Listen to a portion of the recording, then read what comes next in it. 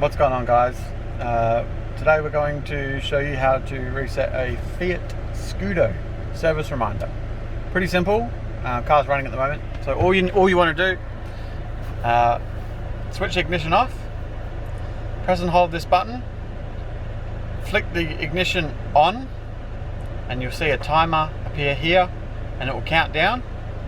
And then once it gets to 0, you let go of the button, switch the ignition off, turn it back on, and it's reset.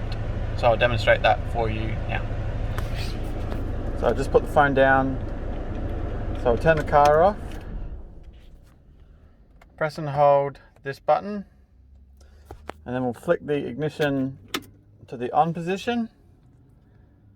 And then we can see here the timer counting down, starts at 10. Once we get to 0,